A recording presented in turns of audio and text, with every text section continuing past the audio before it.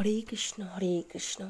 বন্ধুরা, ভাদ্র মাসের শুভ জন্মাষ্টমীর দিন রাধারানী ও ভগবান শ্রীকৃষ্ণের অত্যন্ত প্রিয় একটি ফল যদি আপনারা গৃহে নিয়ে আসেন, তাহলে জীবন থেকে নানা রকম সমস্যা, বাধাবিঘ্ন, অর্থ সমস্যা দূর হয়ে যাবে এবং পূর্ণ হয়ে যাবে আপনাদের মনোবাসনা। তাই এই ফল আপনারা এই মাসে জন্মাষ্টমীর দিন বাড়িতে অবশ্যই নিয়ে আসতে হবে এবং বাড়িতে নিয়ে এসে কি কাজ করবেন তা জানতে অবশ্যই পুরো ভিডিওটি দেখতে হবে।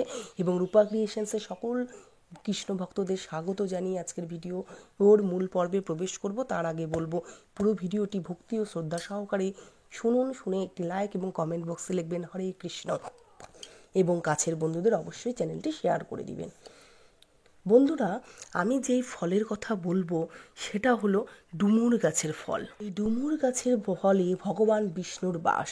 বন্ধুরা, আপনারা সকলেই ডুমুর গাছ দেখেছেন। এই গাছের মধ্যে ভগবান বিষ্ণু স্বয়ং বিরাজমান থাকে। আসলে বন্ধুরা, এর পিছনে একটি পৌরাণিক কাহিনী রয়েছে। যখন ভগবান বিষ্ণু নরসিংহ অবতার নিয়েছিলেন এবং তার লীলা যখন সমাপ্ত হয়ে যায়, তারপর তার নখ ডুমুর গাছের নিচে রেখে দেওয়া হয়। এরপর যখন ভগবান বিষ্ণু সেই নখ নিতে আসেন, তখন দেখেন সেই নখের জন্য ডুমুর গাছের গায়ে কাটা কাটা দাগ রয়ে গেছে। তখন ডুমুর গাছ বলেন, হে প্রভু, আপনি আমার সাথে কেন এমনটা করলেন? তখন ভগবান বিষ্ণু বলেন, ডুমুর, এই ক্ষতিপূরণের জন্য আমি সর্বদাই তোমার কাছে বাস করব এবং যে শ্রদ্ধা মনে গাছের, এই ডুমুর গাছের তোমার পুজো করবে, অর্চনা করবে, তার সকল মনোবাসনা পূরণ হয়ে যাবে। তাই বন্ধুরা, অগ্নিপুরাণ অনুসারে এই কিছু কিছু গাছের মধ্যে কোনো না কোনো দেবদেবীর এর আশীর্বাদ রয়েছে। এই ডুমুর গাছ, তুলসী গাছ, কলা গাছে কিন্তু স্বয়ং ভগবান বিষ্ণু বিরাজমান করে। তাই জন্মাষ্টমীর দিন এই গাছগুলির ফল যদি বাড়িতে নিয়ে আসতে পারেন, তুলসী গাছ এনে বুনতে পারেন এবং সন্ধ্যাবেলায় তুলসী গাছের তলায় ঘিয়ের প্রদীপ জ্বালাতে পারেন, তাহলে কিন্তু সংসারের শান্তি সর্বদাই বিরাজমান থাকবে। এই কারণেই কিন্তু বলা হয় যে এই ফল গাছগুলি বাড়িতে নিয়ে আসতে এবং এই ফল খুঁজে একটি ফল পারলে বাড়িতে নিয়ে আসার জন্যে। তাই বন্ধুরা, জন্মাষ্টমীর দিন এই কাজটি অবশ্যই করুন। জয় শ্রীকৃষ্ণ। ধর্মীয় বিশ্বাস অনুসারে জন্মাষ্টমীর দিন শ্রীকৃষ্ণের প্রিয় ফুল দিয়ে পুজো করলে শ্রীকৃষ্ণের আশীর্বাদ লাভ পাওয়া যায়। সনাতন ধর্মে মহাভারতে ভগবান শ্রীকৃষ্ণের জন্মতিথি হল শুভ জন্মাষ্টমী। 2024 সালে 26শে আগস্ট সোমবার পালিত হবে ভগবান শ্রীকৃষ্ণের আবির্ভাব তিথি। এই আবির্ভাব তিথিকে কেন্দ্র করেই জন্মাষ্টমী তিথি পালন করা হয়। এই জন্মাষ্টমীর পবিত্রতম দিনে শ্রীকৃষ্ণের যদি প্রিয় ফুল দিয়ে যদি শ্রীকৃষ্ণের আসন সাজানো যায়, চরণে দেওয়া যায়, তাহলে অবশ্যই শ্রীকৃষ্ণ খুশি হয় এবং শ্রীকৃষ্ণের আশীর্বাদ লাভ পাওয়া যায়। জন্মাষ্টমীতে শ্রীকৃষ্ণের এই প্রিয় 4টি ফুল নিয়ে আসুন, যা দিয়ে পুজো করলে আপনার বাড়িতে সর্বদা থাকবে শান্তি, সুখ, সমৃদ্ধি বজায় থাকবে এবং শ্রীকৃষ্ণের আশীর্বাদ সর্বদা থাকবে। এর ফলে আপনার পরিবারে কখনো দুঃখ, দারিদ্র্য ও অশান্তি থাকবে না। প্রেমের প্রতীক হিসাবে পরিচিত রাধাকৃষ্ণ শ্রীকৃষ্ণকে একটিবার দর্শন করার জন্য হাজার হাজার গোপিনী অপেক্ষা করে থাকতেন। এই 26শে আগস্ট পুরো ভারতবর্ষে সোমবার জন্মাষ্টমী তিথি পালন করা হবে। ভগবান শ্রীকৃষ্ণের মহান উদযাপন এটি একটি মহান ধর্মীয় উৎসব। 5251তম জন্ম শ্রীকৃষ্ণের। সকল কৃষ্ণ ভক্তরা তাই এই শ্রীকৃষ্ণের জন্মাষ্টমী তিথি নিয়ম অনুসারে পালন করুন এবং সকল কৃষ্ণ ভক্তদের আমার রূপা ক্রিয়েশনসের চ্যানেল থেকে সকলকে স্বাগত জানাই আমার চ্যানেলে। এবং পুরো ভিডিওটি ভক্তি ও ভালোবাসা শ্রদ্ধা দিয়ে পুরো ভিডিওটি দেখবেন, অনেক কিছু জানতে পারবেন এবং ভিডিও দেখার পর একটি লাইক এবং কমেন্ট বক্সে লিখবেন জয় শ্রীকৃষ্ণ এবং কাছের বন্ধুদের অবশ্যই চ্যানেলটি শেয়ার করে দিবেন। হিন্দু ধর্মে ভগবান শ্রীকৃষ্ণের জন্মোৎসব মহা ধুমধাম করে পালিত হয়। হিন্দু পঞ্জিকা অনুসারে ভগবান শ্রীকৃষ্ণকে উৎসর্গ করা হয় এই পবিত্র দিনটি। এই পবিত্র উৎসবটি প্রতি বছর ভাদ্রপদ মাসের কৃষ্ণপক্ষের অষ্টমী তিথিতে রোহিণী নক্ষত্রে পালিত হয়।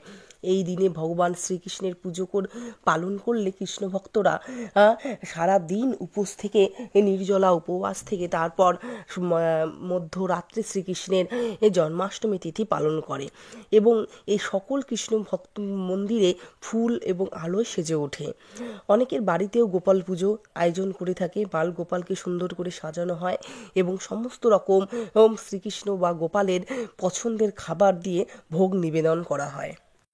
শ্রীকৃষ্ণকে ভোগ হিসাবে এই জন্মাষ্টমীর দিন দেওয়া হয় লুচি, সুজির হালুয়া, নাড়ু, নারকেল নাড়ু এবং তালের বড়া, ক্ষীর, তারপর মালপোয়া, যা শ্রীকৃষ্ণের খুবই পছন্দের মালপোয়া এবং তালের ক্ষীর, যে কারণ ভাদ্র মাসেই শ্রীকৃষ্ণের জন্ম, তাল পাকার সময় জন্ম, তাই তালের ক্ষীর আর মাখন কিন্তু শ্রীকৃষ্ণকে ভোগ হিসাবে দিতেই হবে।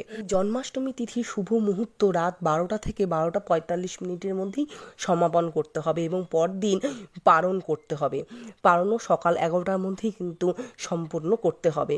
এই দিন জন্মাষ্টমীর দিন অর্থাৎ 26শে আগস্ট সোমবার সকাল সকাল ঘুম থেকে উঠে স্নান সেরে, গঙ্গা স্নান সেরে তা শুদ্ধ বস্ত্র পরিধান করে ঠাকুরের মন্দির পরিষ্কার করে শ্রীকৃষ্ণ এবং গোপালকে সুন্দর করে সাজিয়ে দিতে হবে এবং শ্রীকৃষ্ণের যেহেতু পছন্দের রং হলুদ, তাই অবশ্যই হলুদ ফুল শ্রীকৃষ্ণকে অর্পণ করতে হবে এবং নতুন বস্ত্র শ্রীকৃষ্ণকে যে দিবেন সেটাও হলুদ রঙের হলে খুব ভালো হয়।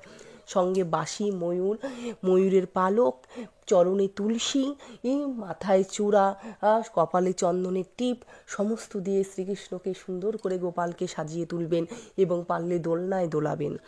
এই দিন যে শ্রীকৃষ্ণের প্রিয় ফুলের কথা বলবো তা হলো শিউলি ফুল। হ্যাঁ বন্ধুরা, হিন্দু ধর্মে শিউলি গাছকে খুবই গুরুত্বপূর্ণ বলে মনে করা হয়। ভগবান শ্রীকৃষ্ণ শিউলি ফুল পছন্দ করেন। বাস্তুশাস্ত্রেও শিউলি ফুলের অত্যন্ত গুরুত্ব রয়েছে। শিউলি ফুল যদি বাড়িতে থাকে সেই বাড়ি শান্তি, সুখ, সমৃদ্ধিতে ভরে ওঠে। কল্পবৃক্ষ বা শিউলি ফুল বেরিয়েছিল সমুদ্র মন্থনের সময়। হ্যাঁ বন্ধুরা, সমুদ্র মন্থনের সময় যে 14টি রত্ন বেরিয়েছিল তার মধ্যে কল্পবৃক্ষ বা শিউলি ফুলও ছিল। ইন্দ্র স্বর্গে প্রতিষ্ঠিত করেছিলেন এই শিউলি ফুল, তাই এই শিউলি ফুলের মালা পরিয়ে দিবেন শ্রীকৃষ্ণের গলায়, গোপালের গলায়। তাই এই শিউলি ফুল কিন্তু জন্মাষ্টমীর দিন দিতে ভুলবেন না। শিউলি ফুল, হলুদ কলকে ফুল, সাদা ফুল, সমস্ত রকম ফুল দিয়ে কিন্তু শ্রীকৃষ্ণকে পুজো করবেন। আর বন্ধুরা, অনেকে কি করে, ফুল কম থাকলে ফুলগুলোকে ছিঁড়ে দেয়, সেটা করবেন না। গোটা ফুল দিবেন ভগবানকে, ছিঁড়ে দিবেন না। আর অনেকে আমি দেখেছি যে একটা পাত্রের মধ্যে জল নিয়ে ফুলগুলোকে ধয়, কিন্তু ফুল কিন্তু ধুবেন না, কারণ জলে ভগবান বিষ্ণু বাস করে, তাই ফুল কখনো ধুয়ে ঠাকুরকে দিবেন না। পারলে গঙ্গা জল উপর দিয়ে ছেটাতে পারেন, কিন্তু ধুয়ে দিবেন না। আর শ্রীকৃষ্ণের প্রতিটি ভোগে কিন্তু অবশ্যই তুলসী পাতা যেন থাকে। শ্রীকৃষ্ণের পছন্দের খাবার এবং পছন্দের ফুল দিয়ে জন্মাষ্টমী তিথি পালন করুন। আশা করছি আপনাদের সকলের ভালো হবে। জয় শ্রীকৃষ্ণ। এবং রূপা ক্রিয়েশনসের এই পুরো ভিডিওটি দেখার পর একটি লাইক এবং কমেন্ট বক্সে লিখবেন জয় শ্রীকৃষ্ণ এবং চ্যানেলটি কাছের বন্ধুদের অবশ্যই শেয়ার করে দিবেন। নমস্কার, আজকের ভিডিও এখানেই শেষ করছি। ভালো থাকবেন, সুস্থ থাকবেন এবং সকলকে ভালো রাখবেন। নমস্কার।